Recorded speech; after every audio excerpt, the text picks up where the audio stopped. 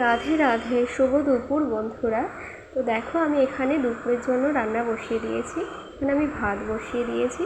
আর আজকে আমার বাবা এসেছিলো, তো একটু চিকেন দিয়ে গেছে। আজকে যেহেতু সানডে, তো সেজন্য আমি চিকেনটা গরম জলে সেদ্ধ বসিয়েছি। এটা আমি চিকেন ভর্তা বানাবো। ওর জন্য আমি কড়াই গরম করে নিয়ে সেখানে সর্ষের তেল দিয়েছি এবং 2টো শুকনো লঙ্কা দিয়েছি। এবার এর ওপরে আমি গোটা রসুন দিয়ে দেবো। গোটা রসুন এবং পেঁয়াজ দিয়ে সুন্দরভাবে লালচে করে ভেজে নেব। দেখো আমার এটা লালচে করে ভাজা হয়ে গেছে। আর এদিকে আমি চিকেনটাকে ঠান্ডা করে পিস পিস করে বা ছোট ছোট টুকরো করে নিয়েছি।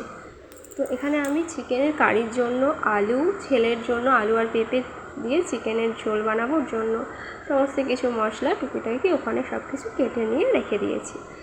এখন এটা দেখো আমার অনেকটাই ভাজা হয়ে গেছে। এর মধ্যে সেরকম কোনো মশলাই আমি ইউজ করব না, খালি এর মধ্যে অল্প একটু জল দিলাম। এবার এর মধ্যে অল্প একটু জিরা গুঁড়ো আর একটু ধনে গুঁড়ো দেব, আর হলুদ আর লবণ দিয়ে এটাকে সুন্দরভাবে কষাবো।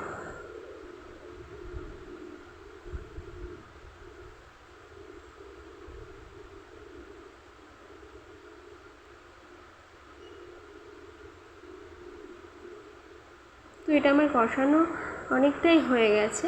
তো কষানো হয়ে গেলে আমি ওই যে সেদ্ধ করে রাখা মাংসের টুকরোগুলো এর মধ্যে দিয়ে দেব, দিয়ে সুন্দরভাবে কষিয়ে নেব মাংসের সাথে। পেঁয়াজ, রসুন, লঙ্কা সব একসাথে সুন্দরভাবে মিশিয়ে নামিয়ে নিলাম।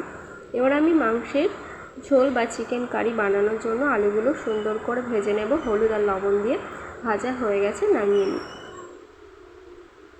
এখানে চিকেন কারি বানানোর জন্য আমি পেঁয়াজ কুচি, লঙ্কা কুচি দিয়ে সুন্দরভাবে পেঁয়াজটা ভেজে নিয়ে তার মধ্যে চিকেন দিয়ে দিলাম। চিকেনটা সুন্দরভাবে কষিয়ে নিই। এখানে আমি মশলা ইউজ করেছি, যেমন নর্মাল চিকেনে যে মশলাগুলো লাগে সেগুলোই দিয়েছি। আদা বাটা, জিরে বাটা, টমেটো, এর মধ্যে আমি টমেটো বাটা দিয়ে দিয়েছি। টমেটো বাটা, পেঁয়াজ বাটা, রসুন, হলুদের গুঁড়ি, আর এখানে আমি ইউজ করেছি ধনে গুঁড়ো অল্প পরিমাণে। সুন্দরভাবে আমি এটাকে কষিয়ে নিয়েছি চিকেনটা। এবার অল্প অল্প করে জল দিয়ে ঢাকনা দিয়ে এটাকে সুন্দরভাবে আরও ভালো করে 5 মিনিট কষিয়ে নেব। তো এদিকে আমি আমার ছেলের জন্য কুকার বসিয়ে দিয়েছি। ওখানে রান্না হবে আলু, পেঁপে আর চিকেনের ঝোল একটা। তো আলু তো আমি ভেজে রেখেছি একসাথে, তো চিকেন আর পেঁপেটা আলাদা করে একটুখানা নেড়ে নেব। আর তার মধ্যে হলুদ আর অল্প পরিমাণে মশলা আর টমেটো দিয়ে সুন্দরভাবে একটু নাড়াচাড়া করে এর মধ্যে জল দিয়ে সিটি দিয়ে নেব। তো দেখো আমার এদিকে চিকেন কষা হয়ে গেছে, কিন্তু আমার গ্যাস শেষ হয়ে গেছে। তো সিটিও পড়েনি যে গ্যাস শেষ হয়ে গেছে। আবার গ্যাসটা জুড়ে আবার রান্না বসালাম। তো রান্নাটা এবার কমপ্লিট হয়ে গেল। এবার আমি বাসনপত্রগুলো সব ধুয়ে নিই। দেখো আমার সব বাসন ধোয়া হয়ে গেছে, রান্নাঘর ক্লিন করে নিয়েছি। এখন আমি ঘর ঝাড়ু দেবো, ঝাড়ু দিয়ে স্নান করবো এবং ছেলেকে স্নান করাবো।